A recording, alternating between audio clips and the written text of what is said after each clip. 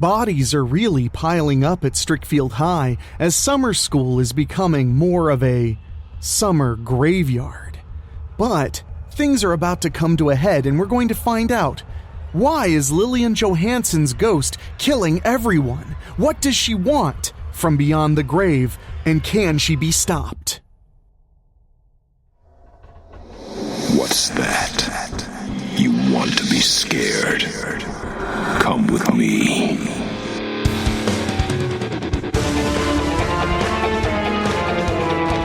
You will experience tales of horror, ghosts, and death. It is not recommended for the weak at heart. Listen in the dark. It's more fun that way. This is Weekly Spooky.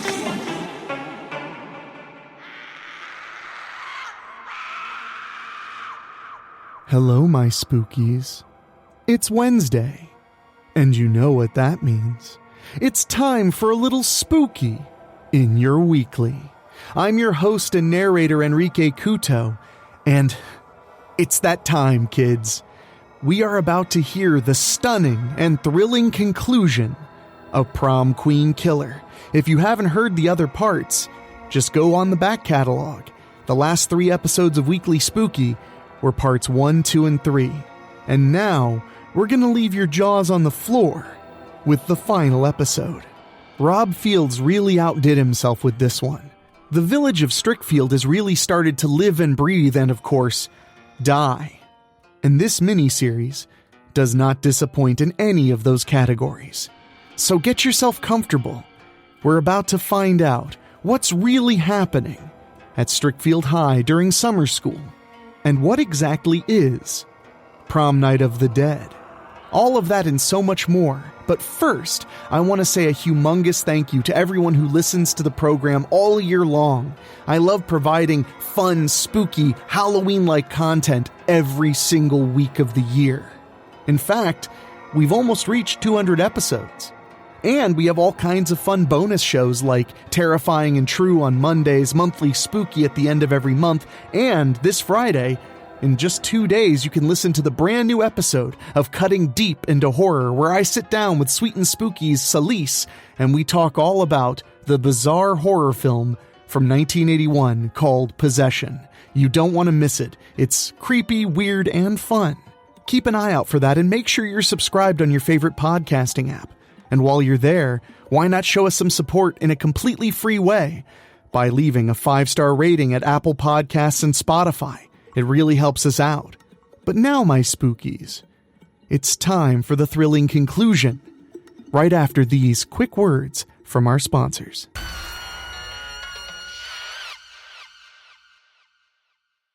Previously on Prom Night of the Dead. A few months ago, the junior and senior prom at Strickfield High School became a night to be remembered when Laura Lee Hardy murdered many of her fellow students, including Lillian Johansson, who was the frontrunner for the junior class prom queen crown. 2 months later, things get stirred up at summer school when Ronnie Brunswick arrives and creates problems when she lets it be known that Lillian's body disappeared from the hospital morgue not long after her murder. At the Feltner County Fair, Regal Fairlane meets up with her summer school teacher. The ghost of Lillian Johansson greets the lovers. They escape and become separated, only for Regal to later find her lover dead. Back at summer school, Ronnie knows dark secrets about the other students in her class, dark enough to have her possibly rack up a body count? Does she have a connection to Lillian Johansson's ghost? Ronnie contacts Primrose Mirren and calls her out on her cheating, even threatening to come for her. Primrose and Regal are pursued by Ronnie, seemingly intent on killing them when they refuse to pay her blackmail money for keeping their darkest secrets quiet. However, Derek Masters is there to stop her.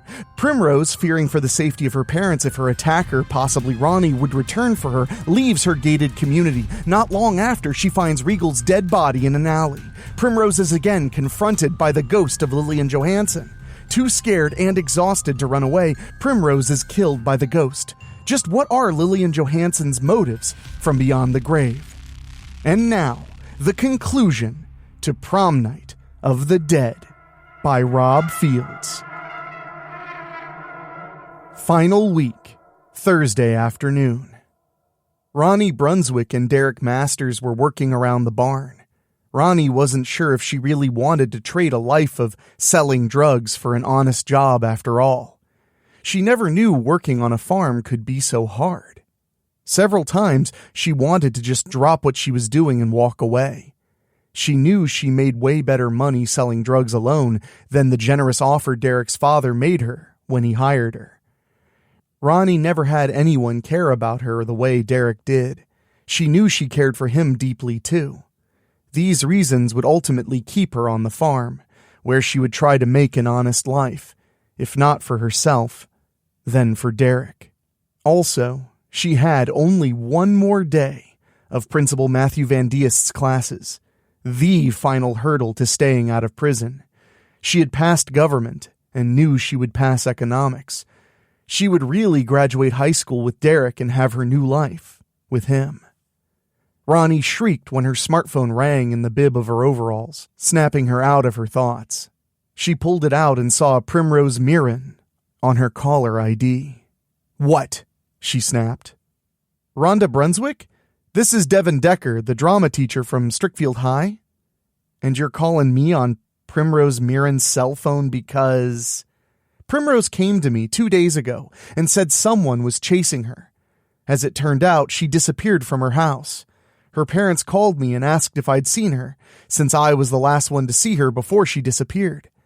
I found her cell phone in the little theater at school. She must have dropped it the last time I saw her.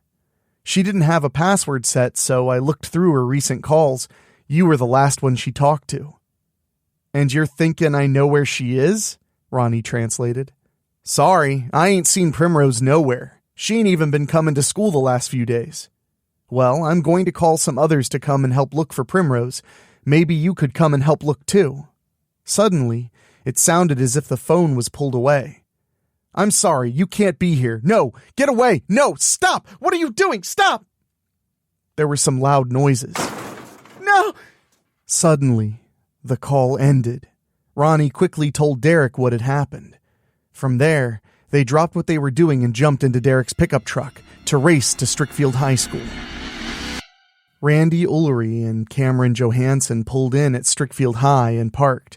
They got out of the car and walked to the building. "I'm surprised the main doors are unlocked," Cameron said, as they walked inside. "I didn't see Ms. Decker's car anywhere. She's the one who called us to come out here and help look for Primrose." "Yeah, I know," Randy agreed.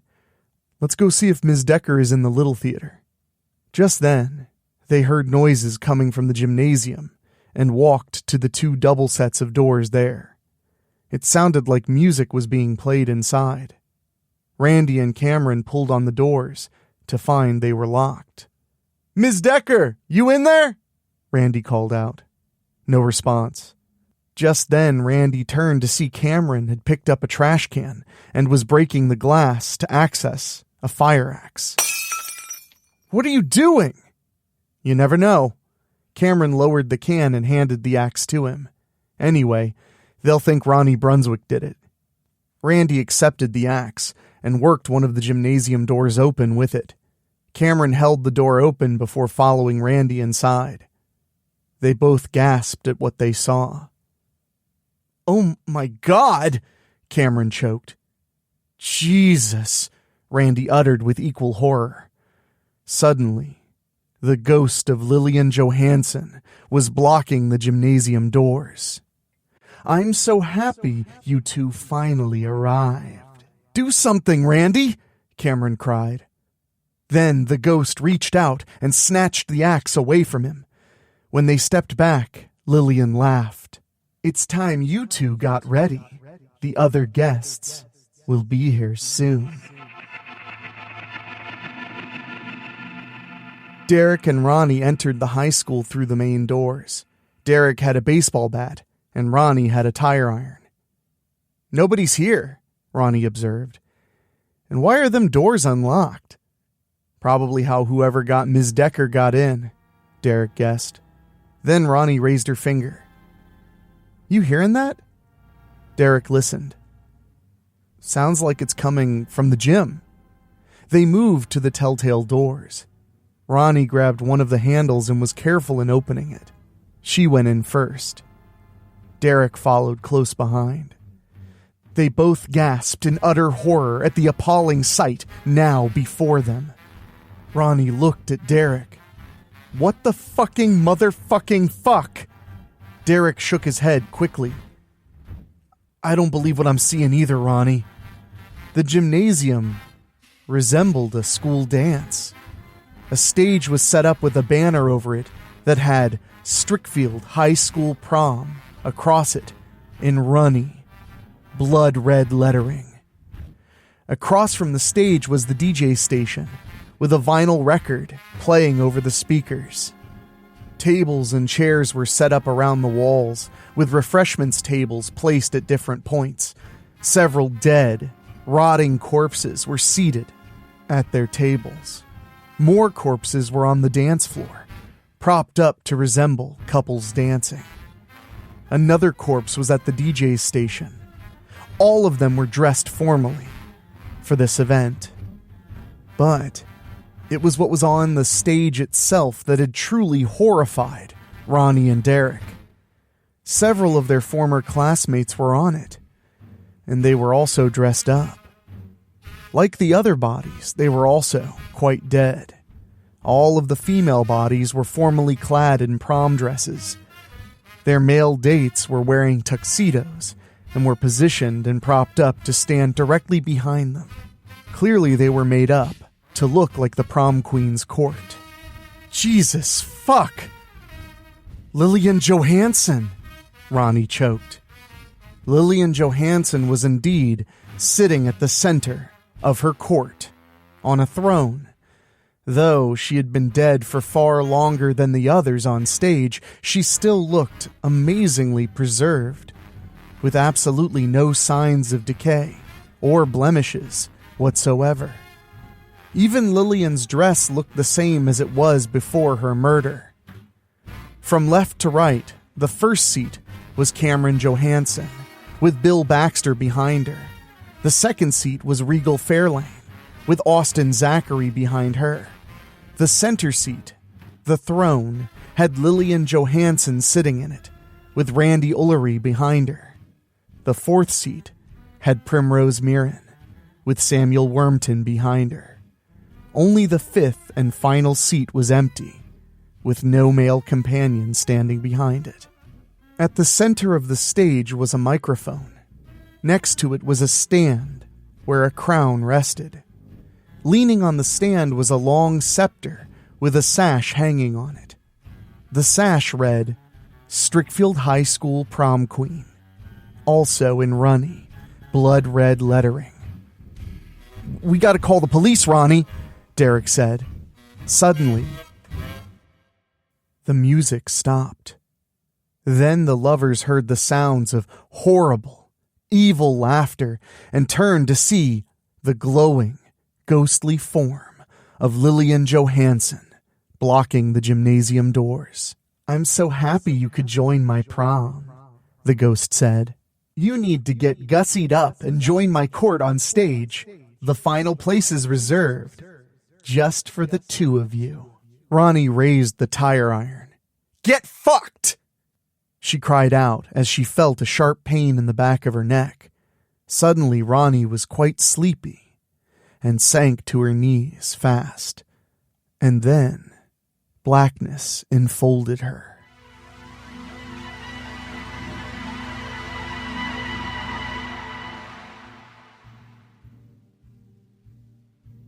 Ronnie awakened to find herself tied to a chair on stage.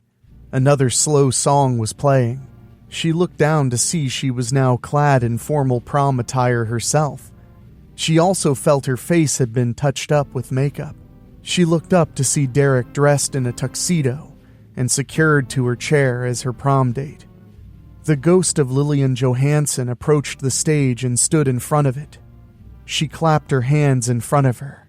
Simply perfect! I do so love a great show, but this is the absolute perfect prom. The ghost laughed as she moved her hand up to her hair and easily removed it. Then she removed the outer layer of her glowing face to reveal her real one. underneath. Now Ronnie and Derek easily recognized. "Ms. Decker?" Derek uttered in surprise. "You gotta be kidding me!" Ronnie was just as shocked. "You fucking sick bitch! I mean, why?" "Why?" Devin fired back. "My Lillian never got to have her prom. You have no idea how long my baby girls waited for this night. A girl only gets 2 proms in high school. Lillian was going to win the junior class prom queen crown. It doesn't carry the same prestige as the senior class crown, but it gets you an automatic nomination for it at next year's prom. My Lillian would have also won the senior crown and be tapped by a major college sorority. Lillian would have been leaving Strickfield to move on to bigger and better things. Doesn't every mother want that for her baby?" "You ain't her fucking mom," Ronnie stated matter-of-factly. "I seen Lillian's parents before." Devin smirked. "I'm sure you have. My younger sister was never a good mother to Lillian. Like her, I had 2 kids of my own. Unlike her, I devoted my life and attention to them, raised them right. They're both out of the house now and made something of themselves. Seeing how Lillian was neglected, even by Cameron, her older sister, I sued for custody of Lillian and won. Lillian had a much better life with me. After seeing my prom pictures, Lillian told me she wanted to go, more than anything, especially when she told me she had been nominated for the junior class prom queen crown. Naturally, I got Lillian ready and made her as beautiful as she was ever going to be." Devin gestured to the stage. "Makeup and special effects were 2 of my greatest attributes. That's what got me my job here at Strickfield High as the drama instructor. Amazing what I could do with a little makeup, a mask, a wig with a built-in voice reverberator, and lots of luminescent bass that I created myself. But my greatest achievement was recreating the prom. Just for my Lillian." "Yeah, by making a new prom from hell," Ronnie fired back. "Congratulations." Devin revealed a gun and aimed it at her. "Don't you test me, you degenerate. I really don't want to kill you or your boyfriend. Besides having you 2 appreciate my work, you both complete the Queen's Court." She lowered the gun. "Wouldn't you agree, Randy?" Both Ronnie and Derek gasped when they saw Randy Ullery move out from behind Lillian. "So it was you who shot and doped Derek and me," Ronnie growled. "Just like I did to Samuel Wormton," Randy assured her. "Only what I shot him with was poison. You and Derek got a tranquilizer." He walked down to the floor to join his partner. I helped Devin with assembling her. Amazing recreation of prom night, you know. Derek glanced down at Ronnie. "You okay, hun?" Ronnie rolled her eyes. "Fuck no! We're surrounded by dead people. There's 2 whack jobs in front of us, and I'm wearing a fucking dress!" "So, you 2 killed everybody up here to make a court for Lillian?" Derek asked. "You even managed to get all those other bodies out there in here. You do understand Lillian can't really appreciate all this, right?" "Since Lillian can only win her crown and have her prom in death, I figured that might as well be the theme," Devin cheered. Then she became angry again. "Laurel Lee Hardy took Lillian that night, in cold blood. Lillian just wanted to be a prom queen, like me, and Laurel Lee Hardy wouldn't even let her have that. People only remember Lillian as being one of the prom queen killer's victims from the prom from hell. I can't let Lillian have that legacy, can I?" Devin gestured to Randy. He never got over her death either, and was too eager to help me put all of this together. Unfortunately, not all of the original prom queen candidates from the junior class are up there. Turns out Laurel Lee Hardy killed them that night. Only Primrose Mirren was left, who was nominated with Lillian. But we can't have a complete court with only a few of the candidates. So, we made a few more nominations, if you will. And now, you and Rhonda are a welcome addition to Lillian's court. Ronnie looked at Randy. Why fucking kill Cameron? Wasn't she your honey? That's what I wanted her to think, Randy replied. But all she ever did was abuse Lillian and keep her under her shadow. I had to show Cameron the error of her ways by putting a bullet right through her heart. I'm surprised that bitch even had one with how she treated Lillian when she was alive. Ronnie shook her head slowly. People say I'm a fucking crazy sick bitch, but you two, oh, you guys make me look as sane as my boyfriend. Devin waved the gun. You just keep talking, Rhonda. Talk while you still can. You mentioned the prom from hell. You're going to get a real prom from hell. Very soon. Randy, I think it's best for you to get the ball rolling now. Randy glanced her way. Ain't you forgetting something? Devin quickly raised her finger. Oh, you're absolutely right, Randy. We can't officially have Lillian's coronation without the master of ceremonies himself, can we? Yes, go. Randy went out of sight for a moment and returned with Principal Matthew Van Diest dressed in his own tuxedo. He was tied and gagged. All the doors are locked up tight, Devin said. Randy, untie Mr. Van Diest, please. When Principal Van Diest was free and saw this prom night of the dead, he felt ready to fall to his knees and vomit. Randy held him up. Don't you dare. Devin waved the gun. Everything's all set up on stage for you, Mr. Van Diest. You have a very important coronation to conduct regarding Lillian. Go on up, please. Principal Van Diest reluctantly walked up on the stage and was soon standing at the microphone. Then he gave Ronnie and Derek a sympathetic look. Now he looked at just Ronnie and gave her an odd look.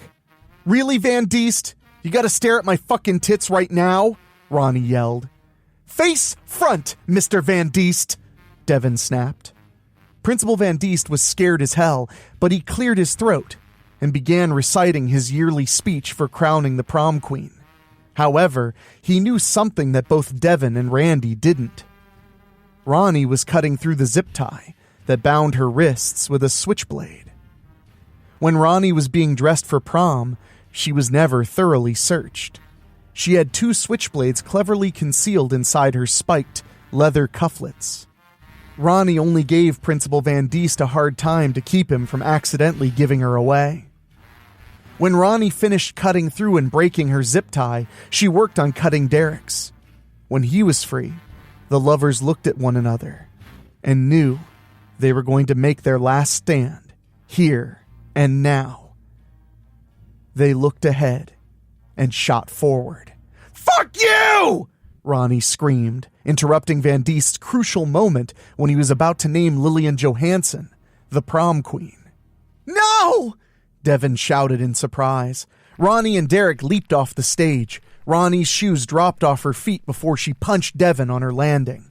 Devin dropped the gun as a result, but Randy was able to beat Derek to it. He pointed it right at Derek, then on Ronnie, and then back again. No! Randy shouted. You drop those knives and get back in your places, or so help me God, I will shoot you both! When Randy waved the gun at them, the lovers reluctantly did as they were told and went back up on stage. After retaking their positions, Randy pointed the gun at Principal Van Diest.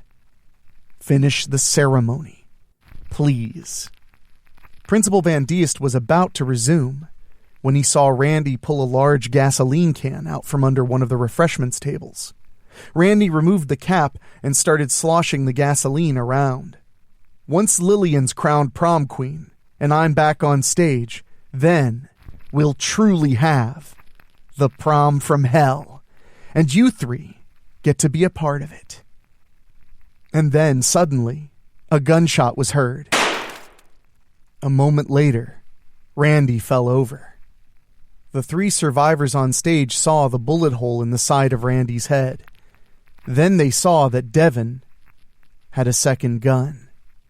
"I guess you and I think alike, Rhonda," Devin said. Then she picked up the gasoline can. "I couldn't let Randy be with Lillian in death, could I? He didn't even care enough about her in life to keep Laura Lee Hardy from viciously killing her 2 months ago." She poured the gasoline on his body and set it on fire. "You can burn right here and now, Randy. Alone." Then she pointed the gun at Principal Van Diest. "Finish the ceremony! Crown Lillian prom queen, now!" Principal Van Diest turned to face Ronnie, looking directly at her endowed upper body again. Ronnie immediately noticed and became angry. "Stop staring at my tits, you fucking pervert!" she yelled. "Come here and make me, Rhonda," Van Diest challenged her. Ronnie growled and rushed him. Van Diest surprised Ronnie by snatching her to him. He held her close as he kissed her on the lips. "Hey!" Derek yelled. "Let her go!" "I mean it, Mr. Van Diest. I will shoot you," Devin shouted. As Principal Van Diest continued to kiss Ronnie, only Derek was now seeing the principal slipping one of the switchblades he had previously confiscated from Ronnie into her hand. Ronnie now understood that Van Diest was trying to help her by giving her one last chance. Ronnie brought the switchblade to life and stepped away from Principal Van Diest. She ran fast and jumped off the stage again. Devin cried out and fired her gun as Ronnie threw her switchblade. Devin had missed, but Ronnie didn't.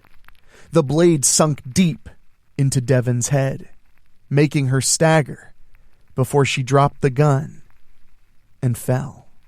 After Principal Van Diest extinguished Randy's body, the survivors went to the main office and called the police. The prom night of the dead was officially over. As with the prom from hell 2 months prior, no candidate was officially crowned prom queen. Epilogue, Saturday morning. Summer school was finally over. Today was a special commencement ceremony in the little theater. Ronnie couldn't believe she was wearing a cap and gown. It actually felt wonderful. And she smiled as Principal Van Diest handed her her diploma while shaking her hand. She watched as Derek received his. Ronnie graduated and would remain free, though she still had to do her community service and settle up with Principal Van Diest for the vandalism she had done to his house. Derek wouldn't have to return for his senior year since now he had all the academic credits he needed. Ronnie couldn't believe she was really going to do this, but she approached Principal Van Diest and hugged him. Van Diest was beside himself for a moment before he hugged her back. "Thank you," she said. "And I'm sorry about everything." When they came apart, they looked at each other with their new respect. When the special commencement ceremony was finished, Principal Van Diest dismissed everyone. Derek and Ronnie were at his truck, where they shared a long, celebratory kiss at finally being free of their academic obligations. When they finished their kiss, Ronnie saw Principal Van Diest coming out through the main doors. Then the lovers looked at each other. Derek nodded once as Ronnie smirked, mischievously. She turned to look at the principal. "Hey! Van Diest!" When the principal looked her way, Ronnie quickly unzipped and opened her gown to both flash and shake her naked body, happily. Principal Van Diest gasped before he smirked and shook his head slowly. Ronnie closed her gown back up and got into Derek's truck. From there, the lovers left Strickfield High School, for possibly the last time. Ronnie knew she would catch hell from Principal Van Diest for flashing him when she agreed to start working odd jobs at his house the following week to square what she owed him for her vandalism. She didn't care. She was free now. She was leaving her former life behind her to be with Derek and work with him on his father's farm, making an honest living and learning a new trade. 1 year later, Derek would marry Ronnie. As for the prom night of the dead, it would be yet another Strickfield story, among the many, that people would tell around Halloween, around campfires, and of course, always on prom night. A surprisingly happy ending, which honestly was well earned. Ronnie is one of my favorite characters in Strickfield, and that's saying a lot. I love her because she's fun, funny, trashy, and she actually has a really big heart. She shows that no person is irredeemable. Anyone can improve themselves. And I love that message, especially if you can wrap that in a tortilla of murder and sex. Can't beat that. That's what Weekly Spooky is all about. Thank you all so much for hanging out with us and listening to this 4-part miniseries. There'll be another miniseries in January, and Rob's already working on it. And I can tell you right now, oh my, is it good? Oh, yes, it is. But now I've got to get ready to leave because I'm still getting over my stomach ailment, but I'm feeling a lot better, and I want to thank everyone for all the well wishes. They were very much appreciated, and I want to thank everybody who's joining us over on Patreon. There are 90 of you right now helping us keep the show going and going, and if you go to weeklyspooky.com and click on Patreon, you can find out how you can help as well. And speaking of which, I want to thank our Patreon podcast boosters, folks who pay just a little bit more to hear their names on the show. And they are Bobbletopia.com, Megan Hua, Julia Kirsch, Brent McCullough, Gino Lyon, Steve King, Karen Weemet, Jack Kerr, and Craig Cohen. Thank you guys so much. And if you want to hear your name with them on the end of every episode, just go to weeklyspooky.com, click on Patreon, and sign up. We have 90 members, and I have had a goal for almost a year to see 100. Would you mind helping me reach that? It would mean a lot to me. But if you can't support us that way, that's okay. Leave a 5-star rating, tell a friend, share it with a friend on the internet you know is just about as weird as you. That's just as good as anything else. But now I gotta get out of here, so take care. I'll see you guys next time. So for myself, executive producer Rob Fields, producer Dan Wilder, and my composer Ray Mattis, I will talk at you next time. Thank you for listening. Make sure to find your way back next week.